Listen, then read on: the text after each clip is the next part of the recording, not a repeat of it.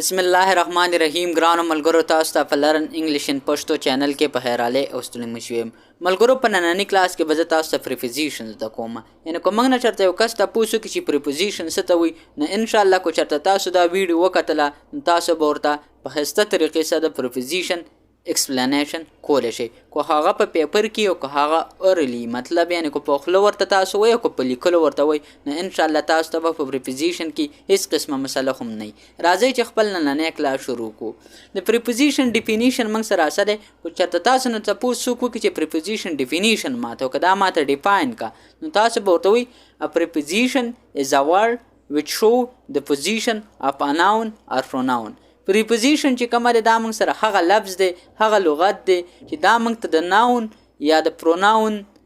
پوزیشن ښیي یعنی چې دا سیز چرته دی په دې به تاسو ته اگزامپل هم ورکوم او تاسو به ورته وایي a preposition is a word which show the position of a noun or pronoun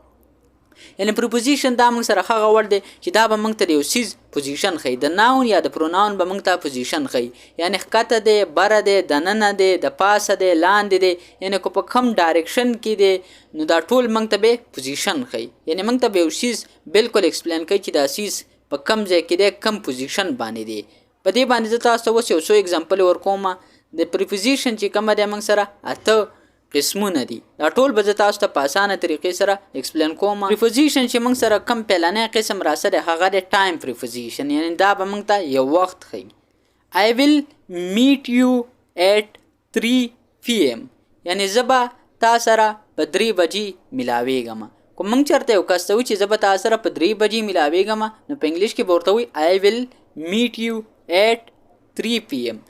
په دې کې چې کم دا 8 دی دا موږ سره وخت دی یعنی موږ ته به ټایم ښیي چې مطلب دا زه به تا سره په دې ټایم ملاویږم یا موږ په دې ټایم باندې دا کار کوو نو دغه ټایم پریپوزیشن ته به موږ څه وایي دا دی موږ سره 8 یعنی که چېرته تاسو نه څوک تپوس وکړي چې د ټایم پریپوزیشن کم یو دی نو تاسو به ورته وایي 8 پلیس پریپوزیشن یعنی دا به اوس موږ ته یو ځای ښیي This book is on the table یعنی که موږ چېرته یو کس ته وایي چې دا کتاب د میز د پاسه پروت دی نو په انګلیش کې به ورته وایي the book is on the table خو په دې کې چې دا آن کومه دی دا موږ سره یو پریپوزیشن دی یعنی دا موږ ته یو پوزیشن ښیي چې دا چیز د میز د پاسه دی یعنی دا آن چې کومه دی دا موږ سره دی پلیس پریپوزیشن دی ډایرکشن پریپوزیشن یعنی دا به موږ سره یو ډایرکشن ښیي چې کم طرف ته یو چیز روان دی یو کس کم طرف ته روان دی she walked to the store یعنی هغه د سټور یا د دکان طرف ته لاړه نو په دې کې چې موږ سره دا ټو کم راسره دا موږ ته ډایرکشن ښیي یعنی ټو چې کومه دی دا موږ ته یو ډایرکشن داسې ښیي چې مطلب دا کس دې طرف ته روان دی اخوا طرف ته روان دی ایجنټیو پریپوزیشن ایجنټیو پریپوزیشن د دې اگزامپل موږ سره راسره د کیک واز میډ بای مای سسټر یعنی دا کیک چې کومه دی هغه کیک چې کومه دی دا زما خور جوړ کړی نو دې کې چې کم موږ سره دا بای راسره دا موږ سره د ایجنټیو پریپوزیشن یعنی دې موږ ته دا وښودو چې مطلب دا کار چا کړی دی انسټرومنټل پریپوزیشن انسټرومنټل پریپوزیشن د دې اگزامپل موږ سره راسره هی اوپنډ د کین وذ ا کین اوپنر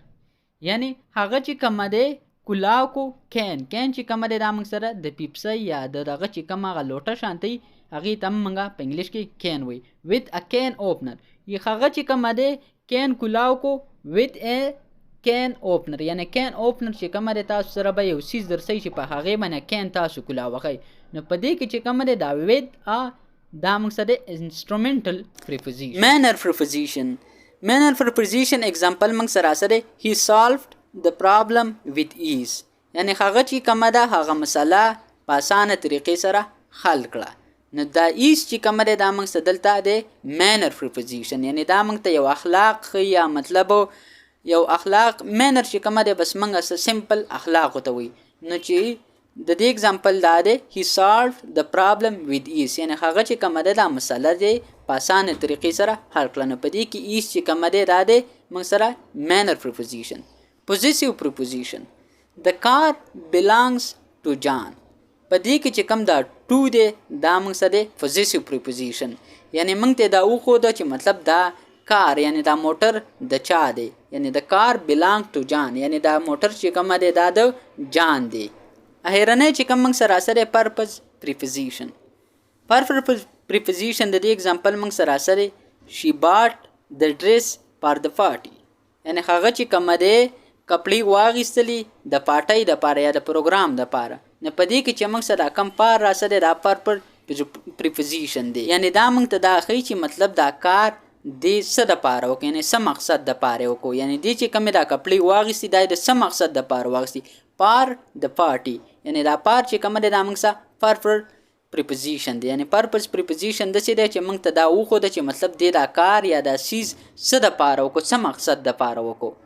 ملګرو دا و زمونږ نننی کلاس چې پای ته ورسېدو. انشاءالله تاسو سره به په یو بل نوي کلاس کې ملاقات کیږي. تر هغې وخته پورې ما له اجازت راکئ. ما په خپلو دواګانو کې یاد ساتئ او د خپل ځان خو ډېر خیال ساتئ.